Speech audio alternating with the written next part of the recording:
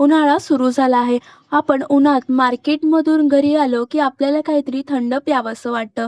जर तुम्ही अशी संत्र्याची पावडर घरात करून ठेवली, तर अगदी एका मिनिटात तुम्ही टेस्टी संत्र्याचं सरबत बनवू शकता. त्यासाठी इथे मी 4 संत्री घेतलेली आहेत. संत्र आधी नीट धुवून पुसून घ्यायचं.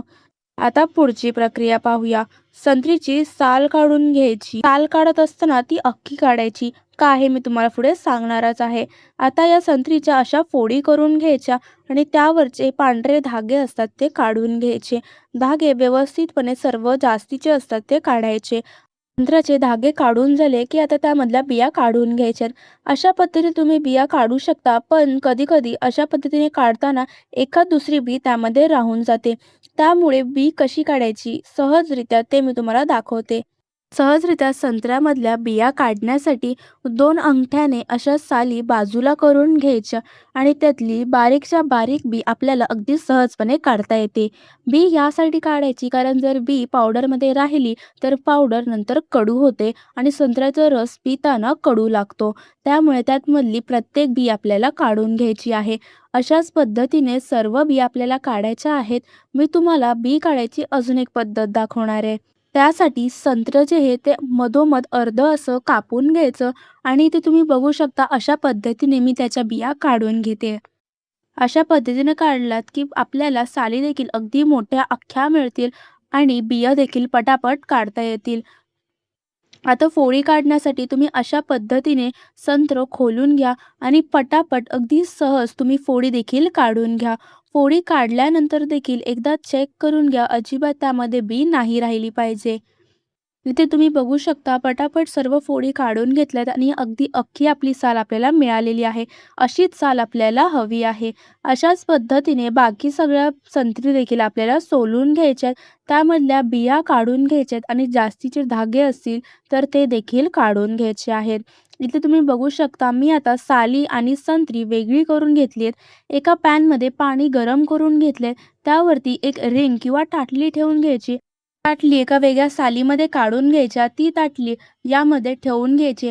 गॅसची फ्लेम मध्यम ठेवायची. झाकण ठेवून 10 मिनिटासाठी ह्या साली वाफवून घ्यायच्यात. 10 मिनिटं झाली की झाकण काढून घ्यायचं आणि साली ज्या आहेत त्या थंड होऊ द्यायच्या. साली थंड झाल्या की त्यामधला जो पांढरा भाग दिसतोय तो काढून घ्यायचा आहे. पांढरा भाग असल्यामुळे पावडर जी तयार होते ती थोडी कडू लागते. त्यामुळे आपला रस देखील कडू होतो.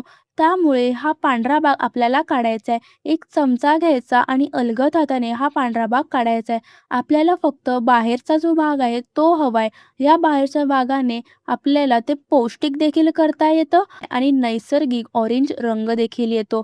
इथे तुम्ही बघू शकता अगदी अलगद हाताने मी त्यातला पांढरा भाग काढून घेते आणि सहज तो निघतोय देखील. अशाच पद्धतीने सर्व सालीचा पांढरा भाग आपल्याला काढून घ्यायचा आहे. यासाठीच आपण मोठ्या साली ठेवून घेतलेल्या आहेत. मोठ्या अख्ख्या साली असल्या की पटापट एकाच ह्यामध्ये आपल्याला त्यामधला पांढरा भाग काढता येतो. इथे तुम्ही बघू शकता सर्व पांढरा भाग मी काढून घेतलेला आहे.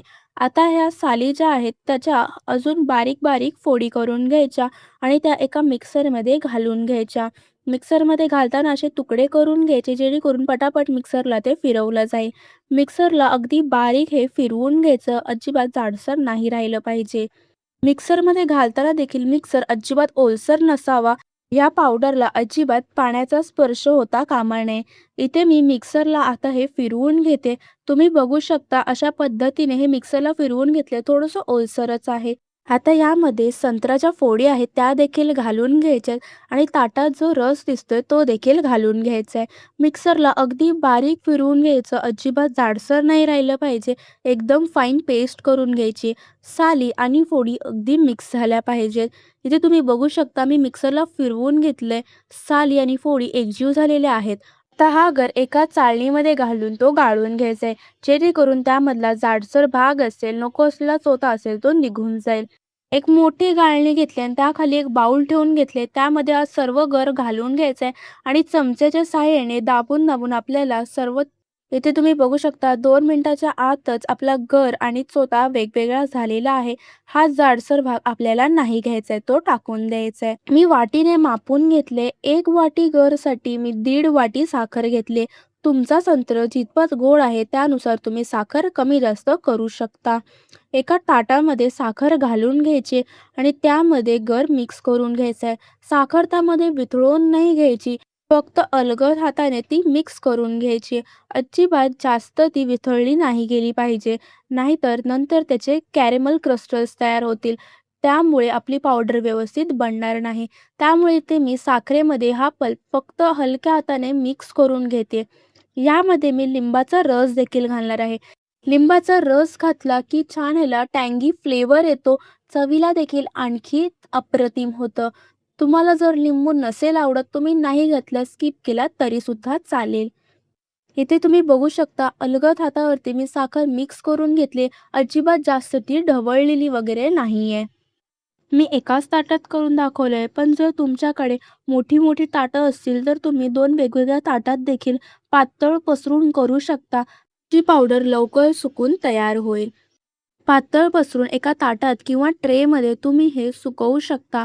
दुसऱ्या दिवशी तुम्हाला वाटलं की थोडं ओलसर असेल, तर थोडं वर-खाली करून घ्यायचं, जेणेकरून व्यवस्थित ते सुकलं जाईल. अजिबात त्यामध्ये मॉइश्चर नाही राहणार.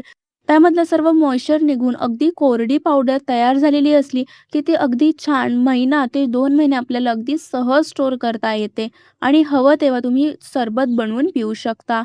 सुकायला घातलं की चमच्याने वर-खाली करत राहायचं, म्हणजे ते ताटाला चिटकून नाही राहणार आणि पटापट लवकर ते सुकलं जाईल. अशा पद्धतीत तुम्ही सुकवलात तर 2 ते 3 दिवसातच तुमची पावडर सुकून तयार होईल.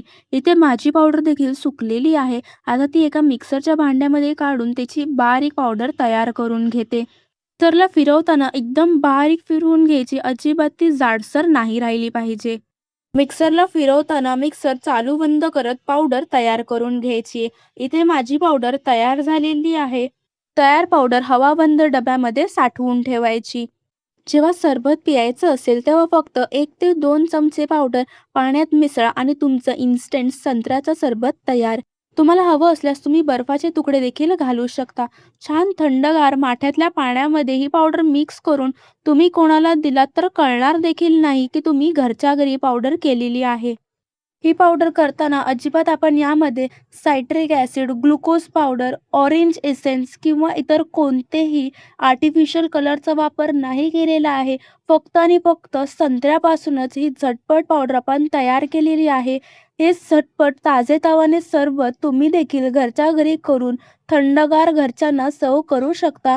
अगदी स्वादिष्ट, रसाळ हे नैसर्गिक सरबत तुम्ही तयार करू शकता.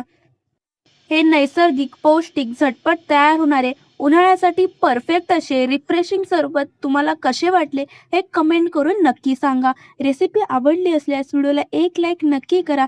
चॅनलवर नवीन असेल, चॅनल अजून सबस्क्राईब केलं नसेल तर लगेच चॅनलला सबस्क्राईब करा आणि बेल आयकॉन देखील नक्की दाबा, जेणेकरून माझे येणारे नवनवीन रेसिपीचे व्हिडिओ तुम्हाला पाहता येतील.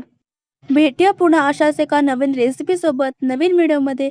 तोपर्यंत धन्यवाद.